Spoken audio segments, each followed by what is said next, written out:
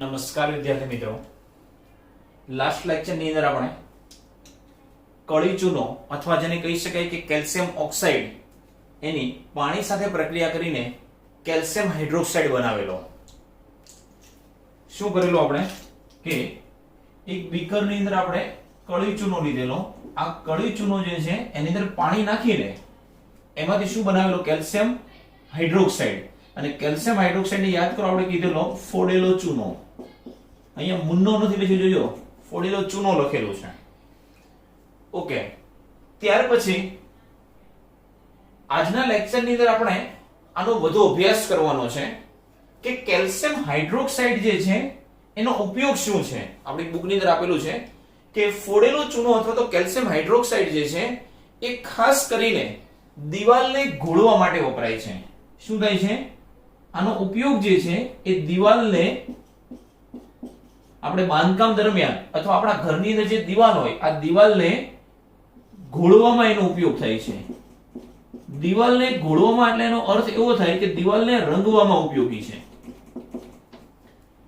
તો આ calcium hydroxide એટલે કે ફોડેલો ચૂનો દિવાલને ઘોળવામાં ઉપયોગી છે. અને કઈ રીતે? તો મેં તમને કીધેલું કે જ્યારે ઘરની અંદર અથવા તો નવું બાંધકામ થતું હોય ત્યારે માર્કેટમાંથી કેલ્શિયમ ઓક્સાઇડ કળી ચૂનાના ટુકડા લઈ આવે, એની અંદર પાણી નાખે એટલે કળી ચૂનાના ટુકડા ફૂટે. આ ઘટના જે છે એને કહી શકાય ચૂનાનું ફૂટવું. અને આ જે નિપજ બને છે એને કહી શકાય ફોડેલો ચૂનો. અને ફોડેલો ચૂનો જે છે એ દિવાલને ઘોળવામાં અથવા તો રંગવામાં ઉપયોગી છે. વિદ્યાર્થી મિત્રો, ખાસ ધ્યાન રાખજો, આ પ્રક્રિયા દરમિયાન ઉષ્મા ઉત્પન્ન થાય છે અને આથી આપણે આ પ્રક્રિયાને ઉષ્મા ક્ષેપક પ્રક્રિયા તરીકે ઓળખતા હતા. હવે વિદ્યાર્થી મિત્રો સમજો કે કેલ્શિયમ હાઇડ્રોક્સાઇડ જે છે એ જ્યારે દિવાલને રંગવામાં ઉપયોગી હોય તો એકવાર જ્યારે તમે દિવાલને રંગ કરી દો તો એની ઉપર કેલ્શિયમ હાઇડ્રોક્સાઇડ જે છે એનું સ્તર જામી જતું હોય છે. અને આ કેલ્શિયમ હાઇડ્રોક્સાઇડ જે છે એ વાતાવરણમાંથી કાર્બન ડાયોક્સાઇડ સાથે પ્રક્રિયા કરે છે અને એમાંથી કેલ્શિયમનો કાર્બોનેટ એટલે કે ચૂનાનો પથ્થર, આને કહી શકાય ચૂનાનો પથ્થર. ખાસ ધ્યાન રાખો, મુન્નાનો પથ્થર નથી, શું લખેલું છે? ચૂનાનો પથ્થર. એ સોલિડ સ્વરૂપે હોય છે અને પ્રક્રિયા દરમિયાન H2O પાણી જે છે એ દૂર થતું હોય છે. ફરીવાર કે આ કેલ્શિયમ હાઇડ્રોક્સાઇડ જે આપણે દિવાલની અંદર રંગી દીધેલો હોય છે એ વાતાવરણમાંથી કાર્બન ડાયોક્સાઇડના કોન્ટેક્ટમાં આવે અને શું બનાવે છે? કેલ્શિયમ કાર્બોનેટ, જેને કહી શકાય ચૂનાનો પથ્થર. અને કેલ્શિયમ કાર્બોનેટ જે છે એ ચમક ધરાવતો પદાર્થ હોય છે, ચમક ધરાવે છે. અને તમને યાદ હોય તો ચૂનાનો પથ્થર જે છે એક આરસ પહાણ તરીકે પણ ઓળખવામાં આવે છે. આરસ પહાણ એટલે આપણા ઘરમાં જે વ્હાઈટ કલરનો માર્બલ પથ્થર આવે અને તમે જો ચળકાટ ધરાવતો હોય એવો આ ચૂનાનો પથ્થર જે છે એ દિવાલની અંદર થઈ જાય છે. કારણ કે દિવાલ ઉપર તમે લગાડ્યું શું હોય? કેલ્શિયમનો હાઇડ્રોક્સાઇડ. એ કાર્બન ડાયોક્સાઇડ સાથે પ્રક્રિયા કરે અને એની ઉપર કોનું સ્તર જમા થઈ જાય? Calcium carbonate. અને કેલ્શિયમ કાર્બોનેટ એટલે ચૂનાનો પથ્થર એટલે એનો અર્થ શું થયો? આરસ પહાણ. અને એ દિવાલ જે છે એ થોડી ચમક ધરાવે છે અને આ પ્રક્રિયા દરમિયાન પાણીનો અણુ છૂટો પડે છે. તો આપણી બુકની અંદર ઘણા બધા એવા ક્વેશ્ચનો છે. કોઈ જગ્યાએ સમજો કે આપણે ફોડેલો ચૂનો કે જે દિવાલને ઘોળવામાં ઉપયોગી છે તેનું બંધારણ શું? તો કેલ્શિયમ હાઇડ્રોક્સાઇડ. અથવા ફોડેલા ચૂનાને બનાવવા માટે કયા પદાર્થનો ઉપયોગ કરવામાં આવે? તો કળી ચૂનો.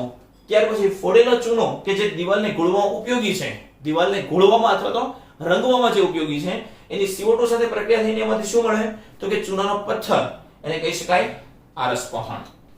ત્યાર પછી આજના ક્વેશ્ચન ની અંદર આપણે આગળ વધીએ કે રાસાયણિક પ્રક્રિયાઓના પ્રકારની અંદર આપણે પહેલો પ્રકાર જોઈ ગયા અને એ પ્રક્રિયા હતી, બોલો કઈ પ્રક્રિયા હતી?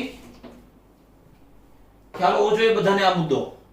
પ્રથમ જે આપણે મુદ્દો જોઈ ગયેલા એ હતી સંયોગીકરણની પ્રક્રિયા.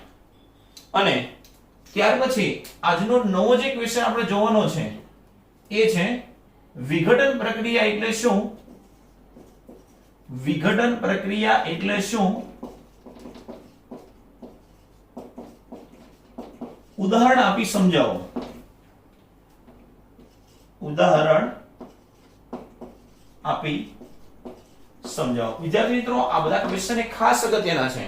રાસાયણિક પ્રક્રિયાઓના પ્રકારમાંથી કોઈને કોઈ એક તો એક્ઝામ ની અંદર 99% પૂછવાની શક્યતા. અને ત્યાર પછી આજે આપણે સેકન્ડ જોઈએ વિઘટન પ્રક્રિયા એટલે શું. અને એ ઉદાહરણ આપી સમજાવો. વિદ્યાર્થી મિત્રો ખાસ ધ્યાન રાખો, આ પ્રકારના ક્વેશ્ચન 3 માર્ક્સ ની અંદર એક્ઝામમાં પૂછાતા હોય છે મોટા ભાગે. કેટલા માર્ક્સ ની અંદર? 3 માર્ક્સ ની અંદર. તો પહેલા આપણે વ્યાખ્યા લખવાની છે. વિઘટન પ્રક્રિયા એટલે શું? એટલે ફરીવાર આપણે એનું હેડિંગ મારીએ. આન્સર લખવા માટે ફરીવાર એનું હેડિંગ મારીએ કે વિઘટન પ્રક્રિયાનો અર્થ શું થાય. વિદ્યાર્થી મિત્રો ખાસ તમે ધ્યાન રાખો, સાયન્સ અને ટેકનોલોજી જેવા વિષયની અંદર શબ્દ પરથી વ્યાખ્યાને યાદ રાખવાની ટ્રાય કરો. વિઘટન, વિઘટન એટલે જુદા જુદા ઘટકો છૂટા પડવા, વિભાજન થવું, એનો અર્થ થાય વિઘટન. એક પદાર્થમાંથી જુદા જુદા ઘટકો છૂટા પડે તો આ પ્રક્રિયા જે છે એને કહી શકાય વિઘટન પ્રક્રિયા. તો એવી જે બુકની અંદર જે વ્યાખ્યા આપેલી છે એ જોઈએ આપણે કે જો કોઈ રાસાયણિક પ્રક્રિયા દરમિયાન કોઈ રાસાયણિક પ્રક્રિયા દરમિયાન એક જ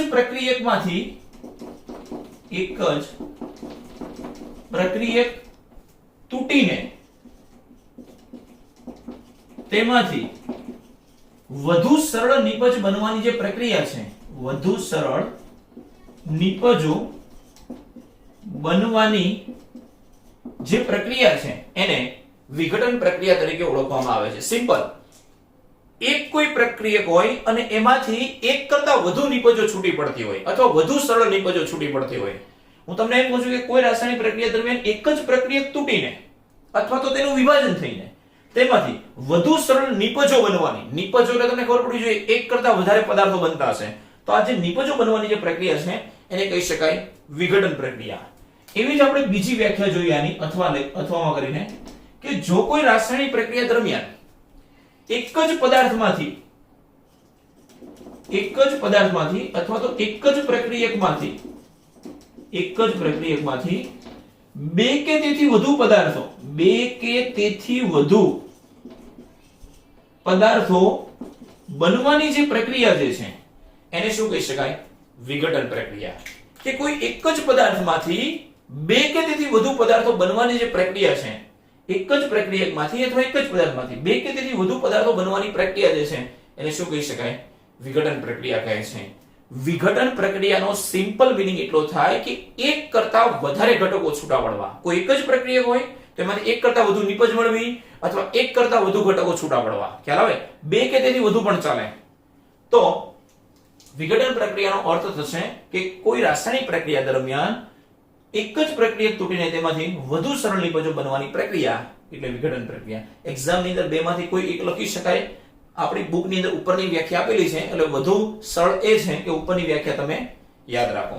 વિઘટનની પ્રક્રિયાને સમજવા માટે આપણે ઉદાહરણ લઈએ કે કોઈ એક જ પદાર્થમાંથી એક કરતા વધુ પદાર્થો જે છે એ કઈ રીતે છૂટા પડી શકે. તો હેડિંગ મારી આપણે કે આના ઉદાહરણો કયા કયા છે. ઉદાહરણની અંદર વિદ્યાર્થી મિત્રો આપણે પ્રથમ લઈએ કે માર્કેટમાં જ્યારે તમે FeSO4 7H2, વિદ્યાર્થી મિત્રો આને કહી શકાય ફેરસ સલ્ફેટ. પણ આ ફેરસ સલ્ફેટ જે છે એ સજળ સ્વરૂપે છે.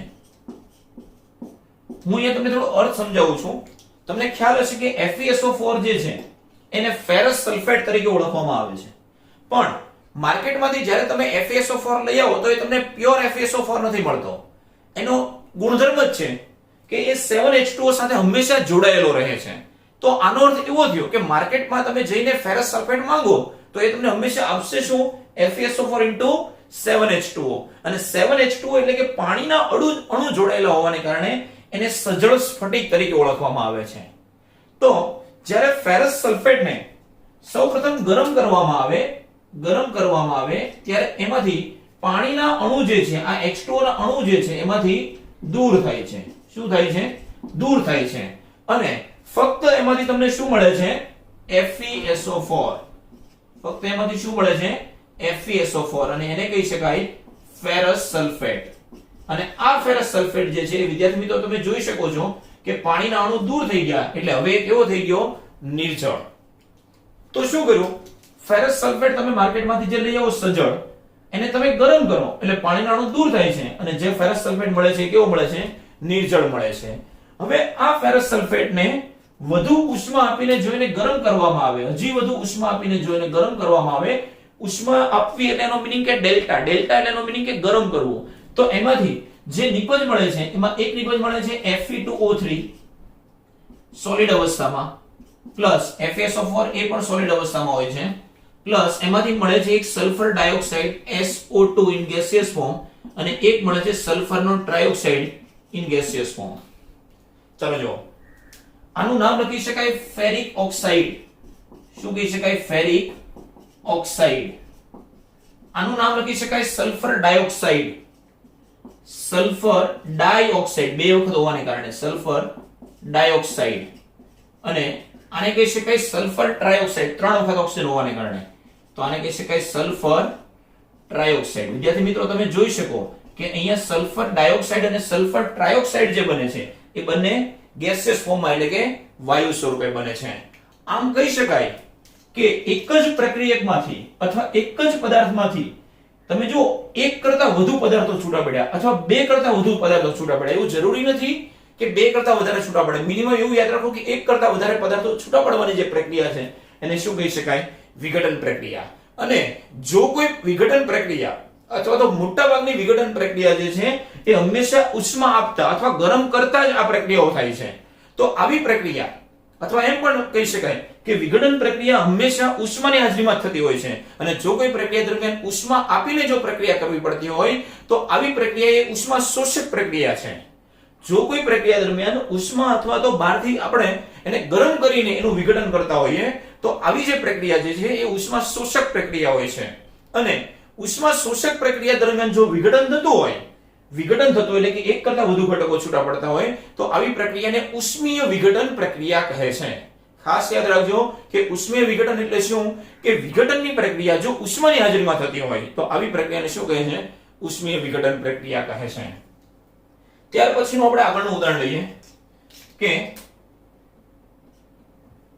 કેલ્શિયમ કાર્બોનેટ, જેને આજના લેક્ચરમાં આપણે જોયેલું કે કેલ્શિયમ કાર્બોનેટ જે છે એને કહી શકાય ચૂનાનો પથ્થર, ચૂનાનો પથ્થર. અને આ કેલ્શિયમ કાર્બોનેટને જો બહારથી ઉષ્મા આપવામાં આવે, ઉષ્મા અથવા તો તમે લખી શકો ડેલ્ટા, જો તમારે ઉષ્મા ન લખો તો શું લખી શકાય? ડેલ્ટા. એને ગરમ કરવામાં આવે ત્યારે એમાંથી એક બને છે કેલ્શિયમનો ઓક્સાઇડ સોલિડ સ્વરૂપે અને બાકીનું બને છે carbon dioxide in gaseous form.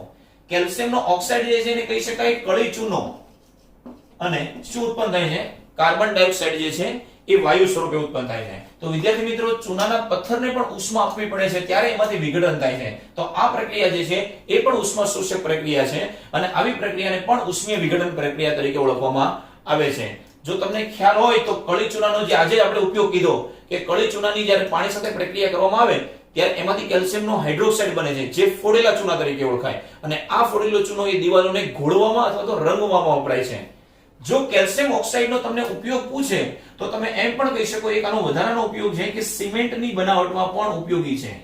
સિમેન્ટની બનાવટમાં ખાસ ઉપયોગી છે કેલ્શિયમનો ઓક્સાઇડ. ત્યાર પછી અન્ય ઉદાહરણ લઈએ આજે આપણે. સમજો કે લેડ નાઇટ્રેટ PbNO3 ટ્વાઇસ, ખાસ નામ યાદ રાખવા, લેડ નાઇટ્રેટ. શું કહી શકાય? Lead nitrate. વિદ્યાર્થી મિત્રો તમે એ વસ્તુ ખાસ યાદ રાખો કે જો કોઈ પ્રક્રિયા દરમિયાન NO3 લખેલો હોય, NO3, તો એને કહેવાય નાઇટ્રેટ. જો કોઈ જગ્યાએ NO2 લખેલો હોય તો એને કહેવાય નાઇટ્રાઇટ. આ ખાસ યાદ રાખજો. NO3 હોય તો નાઇટ્રેટ, NO2 હોય તો નાઇટ્રાઇટ. બરાબર છે? એ જ રીતે જો કોઈ જગ્યાએ SO4 લખેલો હોય તો એને કહેવાય સલ્ફેટ, અને જો કોઈ જગ્યાએ SO3 લખેલો હોય તો એને કહી શકાય સલ્ફાઇટ. ખાસ આની ઉપર વીજભાર હોય, -2, આના માટે -1, આ રીતે વીજભાર હોવા જોઈએ ત્યારે SO3 નું નામ સલ્ફાઇડ બને છે. ફક્ત SO3 હોય તો એને લખી શકાય સલ્ફર ટ્રાયોક્સાઇડ, પણ જો SO3 -2 હોય તો એને કહી શકાય સલ્ફાઇટ. તો ફટાફટ આ તમે કોઈ જગ્યાએ નોંધી રાખજો. આ જ્યારે કોઈ લેક્ચર ની અંદર, ચાલુ લેક્ચર જ્યારે કોઈ વસ્તુ નોંધવાની હોય ત્યારે વિડિયોને પોઝ કરો અને વસ્તુને નોંધવાની ટ્રાય કરો. NO3 માઈનસ હોય તો એને કહેવાય નાઇટ્રેટ, NO2 માઈનસ હોય તો એને કહી શકાય નાઇટ્રાઇટ, SO4 -2 હોય તો એને કહી શકાય સલ્ફેટ, અને SO3 -2 હોય તો એને કહી શકાય સલ્ફાઇટ. આવા પોઈન્ટ ખાસ યાદ રાખવા, હાસ્યમાં તમારે બુકની ઉપર લખી રાખવા, જે લેક્ચરની અંદર દર વખતે જરૂર પડશે. તો ત્યાર પછી આપણે કન્ટિન્યુઅસલી રિએક્શન ની અંદર જતા રહીએ કે જો લેડ નાઇટ્રેટ જે છે એને ગરમ કરવામાં આવે, લેડ નાઇટ્રેટને જો ગરમ કરવામાં આવે તો એમાંથી અથવા તો એને ઉષ્મા આપવામાં આવે તો કઈ કઈ નિપજ બને છે? એક બને છે લેડનો ઓક્સાઇડ PbO જે સોલિડ અવસ્થામાં હોય છે. ત્યાર પછી લેડ નાઇટ્રેટ જે છે એ પણ સોલિડ અવસ્થામાં હોય છે. ત્યાર પછી આ પ્રક્રિયા દરમિયાન એક નિપજ મળે છે NO2 ઇન ગેસિયસ ફોર્મ અને ત્યાર પછી એક વધારાની નિપજ મળે છે O2 ઇન ગેસિયસ ફોર્મ. વિદ્યાર્થી મિત્રો, પ્રયોગશાળાની અંદર જ્યારે લેડ નાઇટ્રેટ જે છે એને ગરમ કરવામાં આવે ત્યારે એવું કહી શકાય છે કે કથ્થઈ રંગનો એક વાયુ મળે છે, કથ્થઈ રંગનો વાયુ. તો તમે જોઈ શકો કે લેડ ઓક્સાઇડ તો સોલિડ છે તો એ તો વાયુ સ્વરૂપમાં છે નહીં, તો આપણી પાસે બે વાયુ વધ્યા, એક ઓક્સિજન વાયુ અને એક NO2 વાયુ. તો વાતાવરણની અંદર ઓક્સિજન વાયુ હોય પણ એનો કોઈ રંગ નથી. જો રંગ હોત તો આપણને દેખાતો હોત. તો એનો અર્થ એવો થયો કે લેડ નાઇટ્રેટને જ્યારે તમે ગરમ કરો, ઉષ્મા આપીને ગરમ કરો તો જે કથ્થઈ રંગનો વાયુ મળે છે એ કોનો છે? નાઇટ્રોજન ડાયોક્સાઇડનો. તો નાઇટ્રોજન ડાયોક્સાઇડ અહીંયા લખી શકાય નાઇટ્રોજન ડાયોક્સાઇડ, અને આ નાઇટ્રોજન ડાયોક્સાઇડ જે છે એ કથ્થઈ રંગનો વાયુ ઉત્પન્ન કરે છે અથવા એનો રંગ જે છે એ કથ્થઈ રંગ છે. તો આ સમીકરણને આપણે બેલેન્સ કરીએ. ઓકે, એક આ સમીકરણ પણ બેલેન્સ કરવાનું બાકી છે. પહેલા આપણે એને બેલેન્સ કરી દઈએ. ચલો ચેક કરો. અહીંયા Fe પરમાણુની સંખ્યા કેટલી છે? 2. જ્યારે પ્રક્રિયક બાજુ કેટલા છે? 1. તો મેં તમને કીધેલું જે બાજુ ઓછા હોય ત્યાં વધારવાના.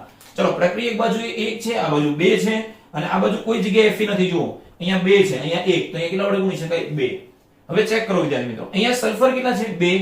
ઓકે, સલ્ફર અહીંયા 1 અને 2. હવે ચેક કરો, ઓક્સિજન અહીંયા કેટલા છે પરમાણુ? 4 4 2 એટલે 8. અહીંયા ગણો 3 3 ને 2 5 5 ને 3 8. ઓકે, તો આ સમીકરણ બેલેન્સ થઈ ગયું. હવે આ સમીકરણ જે બેલેન્સ કરવું એ ખાસ અગત્યનું છે, ધ્યાન રાખજો વિદ્યાર્થી મિત્રો. આ સમીકરણ હું તમને કંઈક અલગ ટ્રીક થી બેલેન્સ કરાવું છું. જોજો તો સમીકરણને બેલેન્સ કઈ રીતે કરવું, તમે આની અંદર અટવાશો, અજમાઈશ કિંમત મૂકીને બહુ અટવાશો આની અંદર. એટલે સમીકરણને એક અલગ ટ્રીક થી બેલેન્સ કરું છું. જુઓ, અહીંયા લેડની સંખ્યા એટલે કે Pb કેટલા છે? 1. અહીંયા 1. ઓકે, ત્યાર પછી અહીંયા નાઇટ્રોજન પરમાણુની સંખ્યા કેટલી છે? 2. જ્યારે અહીંયા નાઇટ્રોજન પરમાણુની સંખ્યા તમે ચેક કરો 1 જ છે, તો હું અહીંયા 2 વડે ગુણી શકું? હા. ઓકે, ચલો, ઓક્સિજન પરમાણુની સંખ્યા અહીંયા કેટલી છે? 3 દુ 6. જ્યારે આ 2 જે છે એ નાઇટ્રોજન માટે પણ છે અને ઓક્સિજન માટે પણ છે. તો નાઇટ્રોજન પરમાણુની સંખ્યા 2 હોવાથી અહીંયા 2 વડે આપણે ગુણી દીધા. પણ ઓક્સિજન પરમાણુની સંખ્યા કેટલી થઈ? અહીંયા 3 દુ 6. ઓકે, 6 માંથી હવે ચેક કરો. અહીંયા કઈ નહીં કરી શકાય, આગળ નહીં લખી શકાય. કેમ નહીં લખી શકાય? કારણ કે નહીતર લેડ જે છે અનબેલેન્સ થશે. અને અહીંયા ઓક્સિજન 1. ચલો જોજો, અહીંયા 2 ને નહીં હટાવી શકાય કારણ કે 2 ના આધારે તમે નાઇટ્રોજન બેલેન્સ કરેલો છે. તો અહીંયા 2 દુ 4, ઓક્સિજન કેટલા છે? 4. આપણે ઓક્સિજન ને ગણીએ છીએ 4 ને 5, 5 ને 2 7. હવે આ બાજુ 7 ઓક્સિજન છે જ્યારે આ બાજુ 6 ઓક્સિજન છે. તો આવું હોય ત્યારે શું કરવાનું? ઓક્સિજન એકલા ક્યાં છે? તમે જુઓ તો આમાંથી કઈ જગ્યાએ ઓક્સિજન એકલા છે? તો છેલ્લામાં તમે જો ઓક્સિજન ખાલી એકલા છે એટલે એની સાથે બીજું કોઈ તત્વ છે નહીં. તો આ બાજુ ઓક્સિજન 6 છે, આ બાજુ ઓક્સિજન 7 છે. તો હું શું કરું? હું અહીંયા 1/2 વડે ગુણી દઉં. 1/2 નો અર્થ શું થયો કે 1/2 * 2 એટલે 1 થઈ ગયા. ચલો, ઓક્સિજનની સંખ્યા ગણો તો આ બાજુ 3 દુ 6, આ બાજુ 1 2 2 4 4 અને 1 અહીંયા 5 5 ને 1/2 * 2 એટલે 1 એટલે કુલ કેટલા થઈ ગયા? 6 ઓક્સિજન થઈ ગયા. તો આ સમીકરણ બેલેન્સ થઈ ગયું. પણ વિદ્યાર્થી મિત્રો, ક્યારેય સમીકરણને અપૂર્ણાંકમાં રાખવાનું નહીં, એને હંમેશા શું કરવાનું? પૂર્ણાંકમાં રાખવાનું. અને મેં તમને આવું એક સમીકરણ અગાઉ કીધેલું કે પૂર્ણાંકમાં રાખવા માટે આખા સમીકરણને શું કરો? તમે 2 વડે ગુણી નાખો. જો હું આખા સમીકરણને 2 વડે ગુણું તો નવું સમીકરણ આવું બનશે 2PbNO3 twice. આખા સમીકરણને 2 વડે ગુણવાનું છે. એને ગરમ કરીએ. અહીંયા ને 2 વડે ગુણવાનું, ગરમ કઈ 2 વડે નથી કરવાનું. ઓકે, ત્યાર પછી 2PbO સોલિડ. ત્યાર પછી અહીંયા 2 તો ઓલરેડી છે જ તે, એટલે 2 વડે ગુણો એટલે કેટલા થશે? 4NO2 in gaseous form. ચલો, અહીંયા 2 વડે ગુણો, અહીંયા 2 વડે મલ્ટીપ્લાય કરશો તો કેટલા બનશે? 1 જ તે, તો 1 લખવાની જરૂર નથી, તો O2 ગેસ. હવે આ તમે સમીકરણ જો બેલેન્સ થઈ ગયું. કઈ રીતે ચેક કરો? Lead 2 lead. ત્યાર પછી નાઇટ્રોજનની સંખ્યા ગણો. જુઓ, આ 2 2 4, કારણ કે આ 2 તો છે જ, આગળ 2 વડે ગુણાયેલો છે એટલે 4 થશે. તો એ નાઇટ્રોજન પરમાણુની સંખ્યા ચેક કરો 4. હવે ઓક્સિજનની સંખ્યા ચેક કરો. 3 દુ 6 6 દુ 8 8 ઓક્સિજન છે કે નહીં ચેક કરો. પહેલા અહીંયા ગણો 4 દુ 8, ચાલ હવે 8, 8 ને 2 10, 10 ને અહીંયા કેટલા થઈ ગયા 2 12, અહીંયા 4 દુ 8, 8 ને 2 10, 10 ને 2 12, તો 3 દુ 6, 6 દુ 12. ઓક્સિજન પરમાણુની સંખ્યા બેલેન્સ છે. ત્યાર પછી આપણે આગળનું સમીકરણ જોઈએ કે ઓકે, હું મારે અહીંયા જગ્યા ઓછી છે એટલે હું આ બાજુ વિઘટનની પ્રક્રિયાની જે વ્યાખ્યા જે છે એને દૂર કરી દઉં છું. વિઘટન પ્રક્રિયાની વ્યાખ્યા હું તમને ફરીવાર કહું કે કોઈ એક જ પદાર્થમાંથી એક કરતા વધારે નિપજો બનવાની પ્રક્રિયા જે છે એને વિઘટન પ્રક્રિયા કહે છે, અથવા તો કોઈ પ્રક્રિયકને તોડીને એમાંથી એક કરતા વધુ સરળ નિપજો બનવાની પ્રક્રિયા જે છે એ પ્રક્રિયાને શું કહે છે? વિઘટન પ્રક્રિયા કહે છે. ત્યાર પછીનો આપણે મુદ્દો જોઈએ કે છેલ્લા સમીકરણો છે, બે સમીકરણો છે અહીંયા, કે સૂર્યપ્રકાશની હાજરીમાં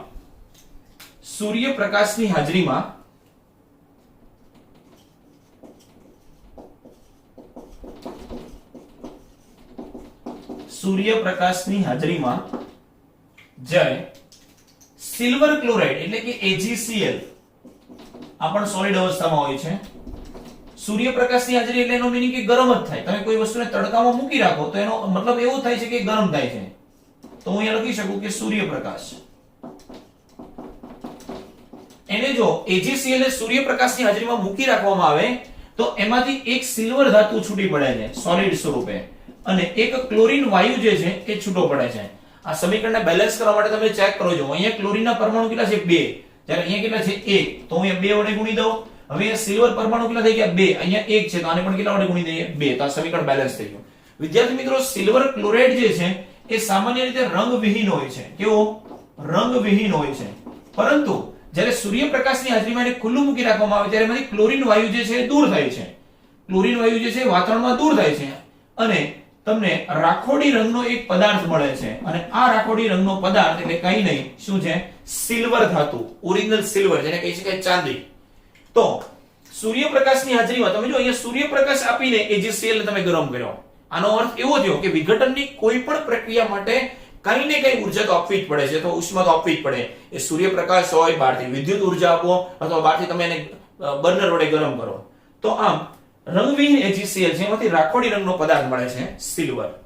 એ જ રીતે બીજું સમીકરણ છે કે જો તમે સિલ્વર બ્રોમાઇડ AgBr, આ પણ સોલિડ પદાર્થ છે, એને પણ સૂર્યપ્રકાશની હાજરીમાં તમે એને ખુલ્લું મૂકી રાખો તો એમાંથી આ રીતે એક તો સિલ્વર ધાતુ છૂટી પડે રાખોડી રંગની, અને એમાંથી બ્રોમિન વાયુ છૂટો પડે છે, બ્રોમિન વાયુ, અને આ પણ બ્રોમિન વાયુ એ વાતાવરણમાં દૂર થાય છે.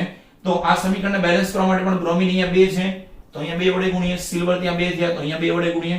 તો આ જ રીતે AgBr માંથી રાખોડી રંગનો સિલ્વર પદાર્થ મળે છે અને એ ચાંદી હોય છે. તો આ પ્રક્રિયા દરમિયાન તમે જો સૂર્યપ્રકાશ દ્વારા એનર્જી આપી, અહીંયા તમે બર્નર વડે ગરમ કરતા હતા, અહીંયા તમે બર્નર વડે ઉષ્મા આપતા હતા, અહીંયા પણ ઉષ્મા આપતા હતા. તો આ બધી જ પ્રક્રિયાઓ જે છે એ કંઈ ને કંઈ ઉષ્મા દ્વારા થતી હોય છે. તો વિદ્યાર્થી મિત્રો, આ સૂર્યપ્રકાશની હાજરીમાં પ્રક્રિયા થઈને આ રીતે જે સિલ્વર મળવાની પ્રક્રિયા જે છે એ શ્વેત અને શ્યામ ફોટોગ્રાફીમાં ઉપયોગી છે. શ્વેત અને શ્યામ ફોટોગ્રાફીમાં ઉપયોગી થાય છે. હવે શ્વેત અને શ્યામ જે છે એ ઓરિજિનલ ગુજરાતી શબ્દ છે. એને આપણે મોટા ભાગે એવું કહીએ છીએ બ્લેક એન્ડ વ્હાઇટ ફોટોગ્રાફી. તો જે બ્લેક એન્ડ વ્હાઇટ ફોટોગ્રાફી જે છે એમાં આ પ્રક્રિયાઓ થતી હોય છે, અને એને કહી શકાય શ્વેત શ્યામ ફોટોગ્રાફીની અંદર આવી સિલ્વર બનવાની પ્રક્રિયા જે છે એ ઉપયોગી છે. અને ત્યાર પછી મારે છેલ્લો મુદ્દો આની અંદર કેવો છે કે વિઘટનની કોઈ પણ પ્રક્રિયા હોય એમાં કંઈક ને કંઈક ઉષ્મા અથવા તો પ્રકાશ દ્વારા અથવા તો બહારથી વિદ્યુત ઉર્જા આપીને આ પ્રક્રિયાઓ હંમેશા થતી હોય છે. અને આથી આવી પ્રક્રિયા જે છે એને ઉષ્મીય વિઘટન પ્રક્રિયા તરીકે પણ ઓળખવામાં આવે છે. અને ઉષ્મીય વિઘટન પ્રક્રિયા જે છે એ હંમેશા ઉષ્માની હાજરીમાં થતી હોય છે, બહારથી ઉર્જા આપીને થતી હોય છે. અને આથી આવી પ્રક્રિયા જે છે એ ઉષ્મા શોષક પ્રક્રિયા છે. તો મેં તમને લાસ્ટ લેક્ચરની અંદર પણ કીધેલું કે ઉષ્મા શોષક અને ઉષ્મા ક્ષેપક પ્રક્રિયા વચ્ચે ડિફરન્સ શું. જો તમને એવો ક્વેશ્ચન પૂછે કે સંયોગીકરણ પ્રક્રિયા અને વિઘટન પ્રક્રિયા જે છે એની બંને વચ્ચે તફાવત આપો, તો તમે સમજી શકો કે સંયોગીકરણની પ્રક્રિયામાં આપણે એવું કીધેલું કે બે કે તેથી વધુ પદાર્થો ભેગા થઈ જો એક જ નિપજ બનાવતા હોય, ખ્યાલ આવે, તો એ પ્રક્રિયાને કહી શકાય સંયોગીકરણ પ્રક્રિયા. તો સામે વિઘટન પ્રક્રિયા માટે મુદ્દો શું લખી શકાય કે કોઈ એક જ પ્રક્રિયક અથવા પદાર્થમાંથી એક કરતા વધુ સરળ પદાર્થો અથવા નિપજો છૂટી પડવાની જે પ્રક્રિયા છે એને શું કહી શકાય? વિઘટન પ્રક્રિયા. હવે યાદ કરો બીજો મુદ્દો કે સંયોગીકરણની પ્રક્રિયા જે છે એ ઉષ્મા શોષક પ્રક્રિયા હતી, ઉષ્માક્ષેપક પ્રક્રિયા હતી. આ પ્રક્રિયા દરમિયાન ઉષ્મા ઉત્પન્ન થતી હતી. જે સંયોગીકરણની પ્રક્રિયા છે એમાં ઉષ્મા ઉત્પન્ન થતી હતી. એના કરતા ઉલટું વિઘટનની પ્રક્રિયામાં શું થાય છે? બહારથી ઉષ્મા તમારે આપવી પડે છે. તો આ પ્રક્રિયા કેવી છે? ઉષ્મા શોષક પ્રક્રિયા. તો આમ વિઘટન પ્રક્રિયા અને સંયોગીકરણ પ્રક્રિયા જે છે એની વચ્ચે તમે તફાવત કાઢી શકો. ઓકે, તો આજનો લેક્ચર જે છે એ આપણે અહીંયા સુધી રાખીએ અને ત્યાર પછીના નેક્સ્ટ લેક્ચરની અંદર આગળ વધુ પ્રક્રિયાઓનો અભ્યાસ કરીશું. વિદ્યાર્થી મિત્રો, આજના લેક્ચરની અંદર આપણે ક્વેશ્ચન સોલ્વ કરીએ. હવે દરેક લેક્ચરની અંદર એવી ટ્રાય કરીએ કે સ્વાધ્યાય અને ઉદાહરણના દરેક ક્વેશ્ચનને આપણે સોલ્વ કરતા જઈએ. જો એ લેક્ચરની અંદર ક્વેશ્ચન સોલ્વ ન થાય તો આપણે એના એક્સ્ટ્રા લેક્ચર મૂકીને પણ સ્વાધ્યાય અને ઉદાહરણ એટલે કે કન્ટિન્યુ આ ચેપ્ટરની સાથે જ કન્ટિન્યુ લેક્ચર મૂકીને આપણે સ્વાધ્યાય અને ઉદાહરણના દરેક ક્વેશ્ચનને પણ સોલ્વ કરવાના છે. જેથી એક્ઝામની અંદર તમને આ પ્રકારના ક્વેશ્ચન પૂછાય તો ખ્યાલ આવે કે એની અંદર આન્સર શું લખો. તો આજે પેજ નંબર 10 ની અંદર એક પ્રશ્ન આપેલો છે 1. ચોપડી તમારે જાતે કાઢીને અંદર પ્રશ્ન વાંચવાનો છે, કારણ કે હું આખો ક્વેશ્ચન અહીંયા લખતો નથી, એટલે ચોપડી સાથે રાખો અને ક્વેશ્ચન જોતા જાઓ. પદાર્થ X નું દ્રાવણ ઘોળવા માટે વપરાય છે. મેં આજે જ તમને કીધેલા આ લેક્ચરની અંદર એ જ ક્વેશ્ચન છે આ કે પદાર્થ X નું દ્રાવણ ઘોળવા માટે વપરાય છે. તો મને કોઈ કહી શકે પદાર્થ X નું દ્રાવણ ઘોળવા માટે વપરાય તો કેલ્શિયમ હાઇડ્રોક્સાઇડ જે છે એક્વિયસ સ્વરૂપે આનો ઉપયોગ ક્યાં થાય છે? તો કે ઘોળવા માટે, ઘોળવા અથવા તો રંગવા માટે, દિવાલને રંગવા માટે અથવા તો ઘોળવા માટે ઉપયોગ થાય. અને આ પદાર્થ જે છે એ કોનું જલીય દ્રાવણ છે? તો કેલ્શિયમ ઓક્સાઇડ જે છે એની અંદર તમે જો પાણી ઉમેરો, જે આપણે આગળના લેક્ચરની અંદર એક પ્રયોગ સ્વરૂપે જોયેલો કે કળી ચૂનાની અંદર પાણી ઉમેરી કેલ્શિયમ હાઇડ્રોક્સાઇડ બને છે, જે ઘોળવા અથવા રંગવા માટે વપરાય છે. અને આ X પદાર્થનું નામ આપો એમ કે છે, તો આનું નામ આપી શકાય કેલ્શિયમ ઓક્સાઇડ. શું આપી શકાય? Calcium oxide. અથવા આનું સામાન્ય નામ શું બોલી શકાય? બોલો. માર્કેટમાં તમે એને કહી શકો કે કળી ચૂનો આપો. શું કહી શકાય? કળી ચૂનો. ખાસ યાદ રાખો કે જો તમને કેલ્શિયમ ઓક્સાઇડ પૂછે તો એનું નામ છે કળી ચૂનો. આવી વસ્તુ તમારે કોઈ જગ્યાએ વિડિયો પોઝ કરીને નોંધ કરીને લખી રાખો. ત્યાર પછી જો તમને કેલ્શિયમ હાઇડ્રોક્સાઇડ પૂછે તો એનું નામ છે ફોડેલો ચૂનો. અને જો તમને કેલ્શિયમ કાર્બોનેટ પૂછે તો આનું નામ છે ચૂનાનો પથ્થર. આ ખાસ નામ યાદ રાખજો. આગળ જતા સાયન્સની અંદર પણ આવા બધા શબ્દો જે છે એ કામમાં લાગશે. તો X પદાર્થનું નામ આપો કળી ચૂનો, એનું સૂત્ર લખો કેલ્શિયમ ઓક્સાઇડ. અને સેકન્ડ ક્વેશ્ચન એવું પૂછેલો છે રોમનાંકમાં 2, એની અંદર એવું પૂછેલું કે વનમાં જેનું નામ દર્શાવ્યું છે કેલ્શિયમ ઓક્સાઇડ, બરાબર છે, તે પદાર્થ X ની, હું સમજો કે આને X પદાર્થ કહી દઉં કે આનું દ્રાવણ જે છે એ દિવાલને ઘોળવામાં ઉપયોગી છે. X પદાર્થનું દ્રાવણ એ દિવાલને ઘોળવા માટે ઉપયોગી છે. તો આ X ની પાણી સાથે પ્રક્રિયા કરો તો આ પ્રક્રિયા આવી ગઈ. તો આ રીતે આ ક્વેશ્ચન સોલ્વ કરી શકાય. ત્યાર પછીનો બીજો ક્વેશ્ચન જે છે એ પ્રવૃત્તિ આધારિત છે. આ ક્વેશ્ચન કરવાની જરૂર નથી. ઓકે, તો આજનો લેક્ચર જે છે એ અહીંયા સુધી રાખીએ.